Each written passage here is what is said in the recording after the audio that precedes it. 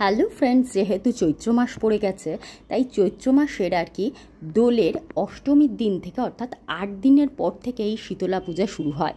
তাই শীতলা পুজো হচ্ছে রোগ ব্যাধি সব কিছু পীড়া হরণকারী দেবী হচ্ছেন মা শীতলা।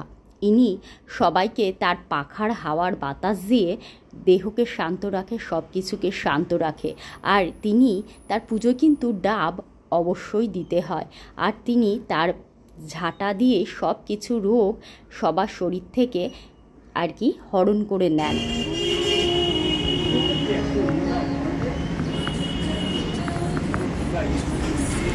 খুব সুন্দর রংটা হয়েছে মা শীতলার হাতে, আর কি শাখা পড়ে গেছে।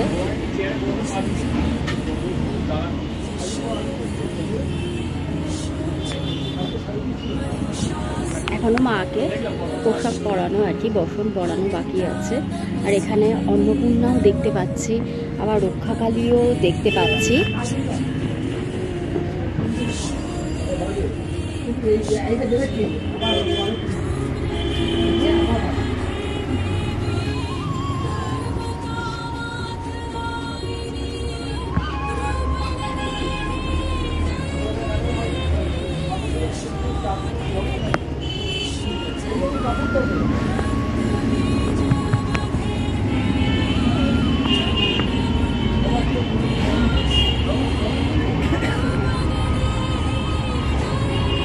এখানে এই শীতলাটাও খুব সুন্দর লাগছে, দেখুন ফ্রেন্ডস। শীতলার মাথায় আবার কুলো আর ওপরে আবার ঘটের ওপর ডাব আছে, যেহেতু শীতলা পুজোয় ডাবটা মাস্ট, ওই জন্য আমরা দেখতে পাচ্ছি। এই শীতলাটা কিন্তু খুব সুন্দর লাগছে দেখতে। Hello friends, welcome to my channel. আপনারা কেমন আছেন? আমি ভালো আছি। আর আজ আমি চলে এসেছি হচ্ছে জবিন রোড অর্থাৎ গোপাললাল ঠাকুর রোডের যে মৃৎশিল্পালয়গুলো আছে ছোট ছোট, সেখানে। আর সেখানে এখন অনেকটাই মা শীতলা, যেহেতু চৈত্র মাস পড়ে গেছে, আর মা শীতলা আর অন্নপূর্ণা পূজা, এবার অন্নপূর্ণা পূজা যেহেতু বৈশাখ মাসে পড়েছে, তাও প্রস্তুতি অনেকটাই এগিয়ে আছে। আর আপনারা দেখতেও পাচ্ছেন আশা করি আমার ব্যাকগ্রাউন্ডে। আর তা চলুন মা শীতলা কতটা প্রস্তুতি পর্ব চলছে সেটাই আমরা দেখে নিই। যে ফ্রেন্ডস, এখানে সব শীতলা মায়ের মুখগুলো আর কি ছাঁচে ফেলে আর কি করা হয়েছে, আর সেগুলো এখন রোদে শুকানো হচ্ছে। আর এই যে এখানে আপাতত মা শীতলা একটা প্রস্তুত হয়ে গেছে, কিন্তু এখনও রঙের তোলে বাকি আছে।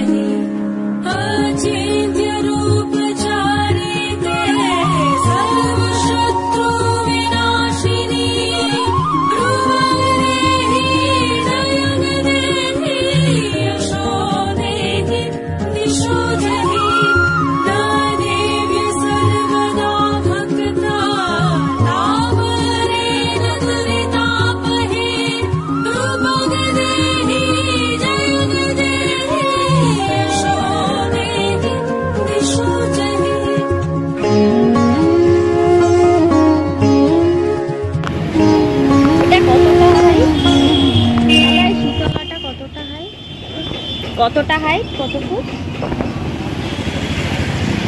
এটা কিন্তু অনেকটাই বড় ফ্রেন্ড, 8 ফুটের শীতলা।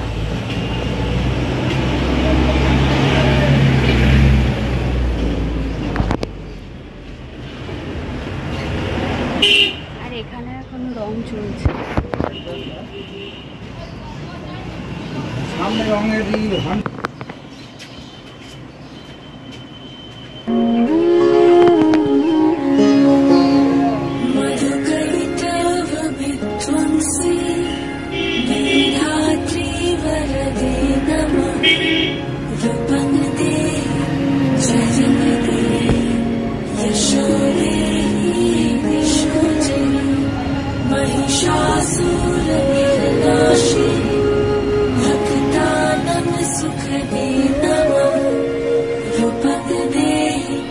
जय जगदीश।